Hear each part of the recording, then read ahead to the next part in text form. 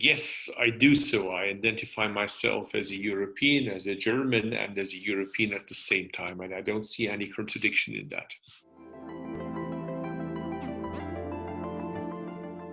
Well, when I'm in the US and I'm asked where I come from, I say I come from Europe and more particular from Germany and more particular from the southwest of Germany and so on. It is a geographical identity, but at the same time, for instance, my forefathers come from Turkey. When I have discussions with friends from Turkey and we discuss about values, I use the phrase European values in order to describe the values of enlightenment, values of the French Revolution, of division between state and religion. So it is a political description as well, based on values, on European values.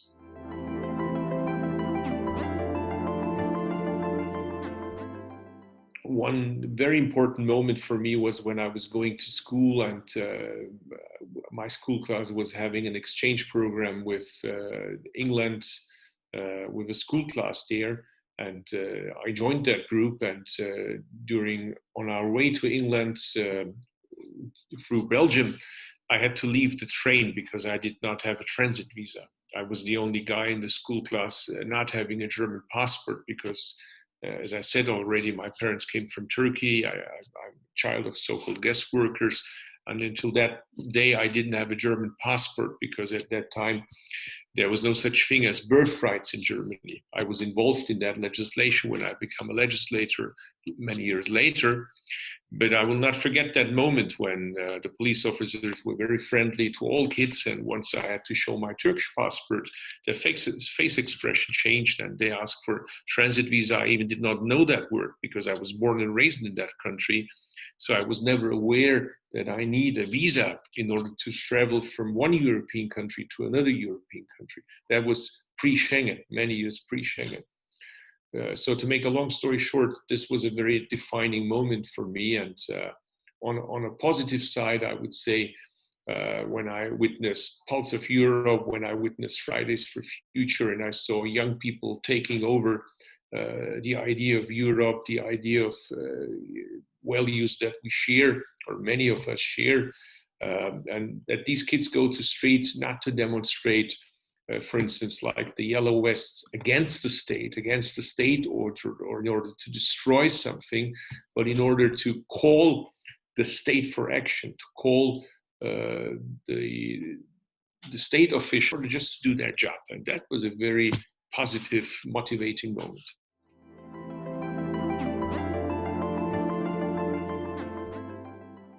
To me, there's no doubt that the genocide taking place in former Yugoslavia, in particular in Bosnia, was the worst moment for the European Union. Although it was not a member state of the European Union, but it was based in Europe. And the genocide happened a few hours away from where I was living in the southwest of Germany at that time. And that the European Union was not able to stop that genocide. And they were not looking towards Saudi Arabia, they were looking towards us, because they felt that we're their brothers and sisters as Europeans. And we just did nothing. We just watched the genocide happening. We just watched the torture camps, the rape camps for women. And this is a very important moment for me for two reasons. First of all, because it was a shame for us Europeans after the Second World War, pretending that we had learned the lesson, and we showed that we had learned practically nothing. And the second shame was me as a person coming from a Muslim family, always believing in enlightenment, always believing in the division of church or religion and state and the French Revolution, everything, seeing and asking myself what would have happened the other way around. I guess if the Bosnians would have attacked the Serbs or the Croatians and committed the genocide vis-a-vis the Christians in Serbia or in Croatia, how long would it have taken the Brits, the French, the Germans, and others to take action? So the things that I learned from my great teachers, that Europe is not based on ethnicity, it's not based on religion, it's not based on confession, it's based on values. Well, that was not practiced in Bosnia.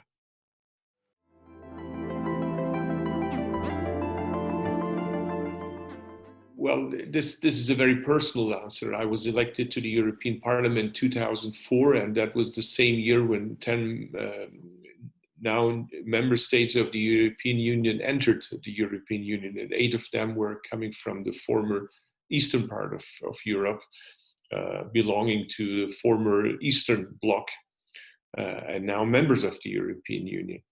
To see that happening, together with the collapse of the Berlin Wall some years before, the collapse of the Iron Curtain, was certainly one of the most beautiful moments.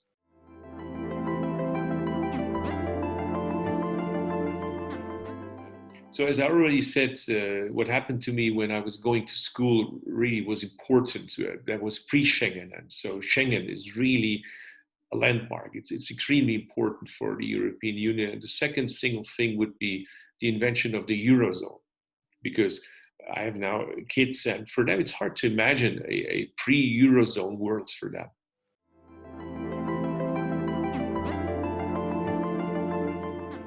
I would say that the European Union reaches its climate targets for 2030 to reduce the emissions on 25% or even beyond that. That would be such a great thing. And then that the right lessons are drawn by the member states from the Brexit experience. That would be a second important thing. And then that the European Union practices what it's preaching. With that, I mean freedom of press, rule of law, that is practiced in all member states of the European Union. And finally, that the European Union would become a serious foreign actor on the international stage when it comes to human rights, rule of law, fight against climate change, and so on.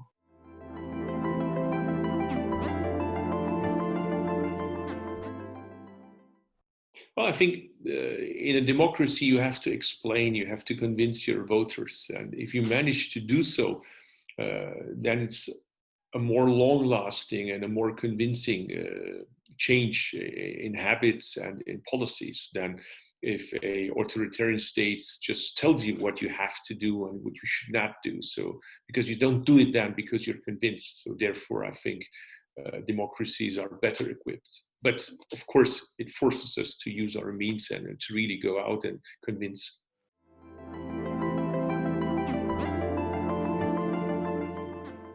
It's not fully surprising, because if we've seen the last 4 years in the US, which obviously is a democracy, and how that democracy decided to phase out of the Paris Agreement, obviously one can have questions, but the answer to those questions is not that authoritarian regimes are better prepared, certainly not.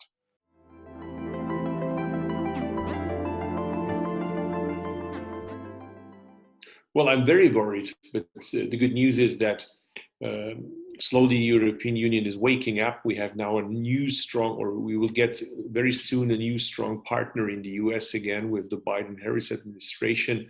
And the good news is that even within Poland and Hungary, people are going to the streets, are making demonstrations. The opposition is trying to unite.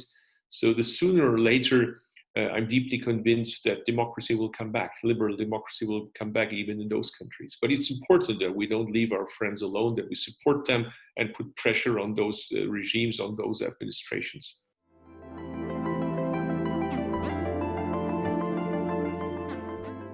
I think the most important thing is that we practice what we preach. I mean, just take the fight against terrorism some years ago after 9/11.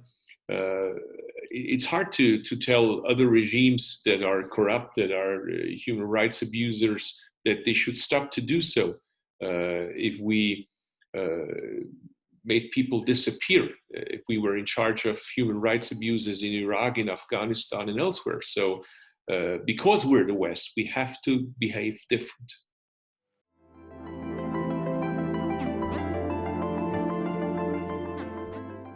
Well, it's certainly a success because it's in front pages of newspapers and so on.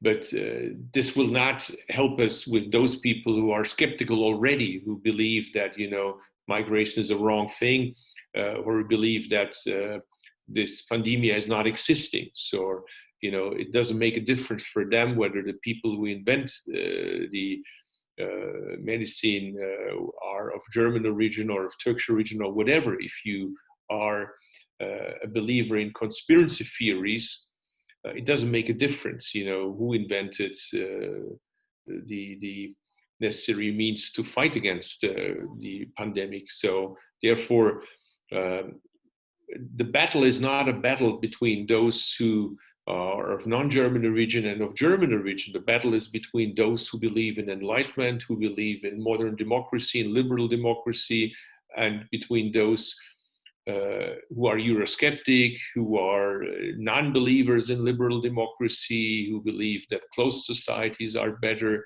And these people are sometimes of German origin, of Turkish origin, of Hungarian origin, of Polish origin, whatsoever.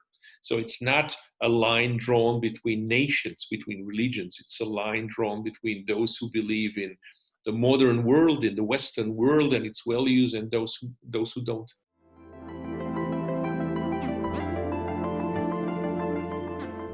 In a nutshell, I would say the most important thing is end discrimination. Give everybody the opportunity to develop its potential. Whether it's men or women, whether it's gays, lesbians, heterosexuals, whether it's people of color, whatever. Everybody should be able to develop its potential without being stopped because of race, gender, income, or whatsoever.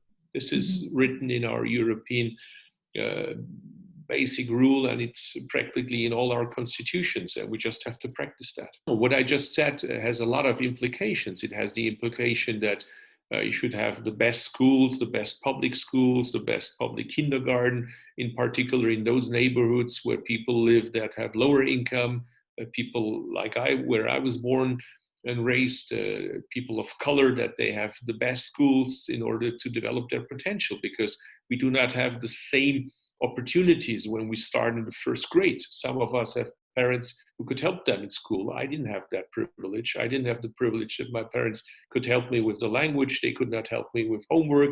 They could help me with practically nothing. So therefore, in order to achieve that goal, you need to develop the means for that. That means that you have to invest a lot of money for schools, for social justice, and so on. But you first have to define the goal. Then you can agree on the means that you need for it. And I doubt whether we really agree on the goals. That's why I insist on the goals, because if these are the goals, it has very clear political implications on how you spend your budget on all levels, on the local level, on the regional level, on the national level, and obviously also on the European level.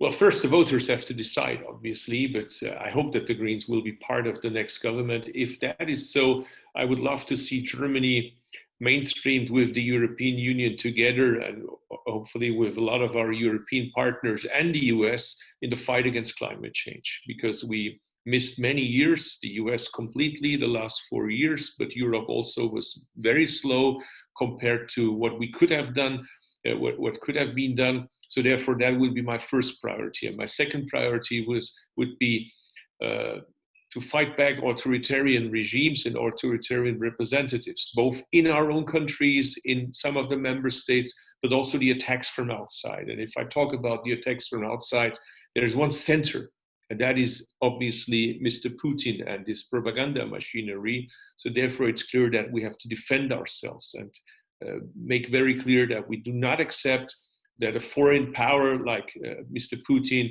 wants to change election results, wants to support nationalist and crazy movements in our countries, or is trying to support ideas like Brexit. That is a clear attack towards the European Union, and the European Union has to wake up and defend itself.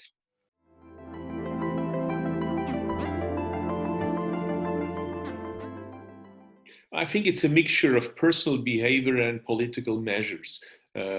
We will not change things for good if we just abstain from flying, because this is not going to happen. Some of us, like myself, my wife's family comes from Argentina. It's very hard to swim to Argentina. or to use the train to Argentina. Obviously, that's not possible. So therefore, we have to fly. So we need to have flights in the future that have less carbon emissions, or one day will be completely carbon free. So that is very important, to invest money on research to develop alternatives for fuels. And of course, the other very important means is the car manufacturing industry. Europe should be the center of electric cars, should be the center of cars that are phasing out of fossil fuel power. And the next, obviously, is that we have to strengthen public transport. We should be the world masters with public transport, with bikes, and giving citizens back opportunities to travel from A to B with train, with bus, without the need for cars. And on short and mid travels, there is no reason to fly within Germany if you have fast trains. We could reinvent, which is already done by Austria, and thanks for Austria for doing that, by the night train system. Unfortunately, my country, Germany, phased out of the night train system. I think it's a perfect thing, not only for young people to travel from one European town to another European town. So invest in public transport, make sure that the space is redivided, redistributed in our cities. You should not depend on cars. You should have alternatives if you want to move from A to B, and invest in research that wherever we rely on flights, wherever we rely on cars, that we have alternatives that are less harmful for the environment.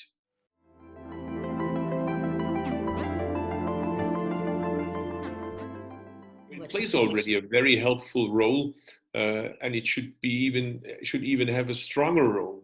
Unfortunately, the role that it's playing right now on reduction of climate gases, it's not playing the same role in agriculture policy. I'm very disappointed with what has presented so far.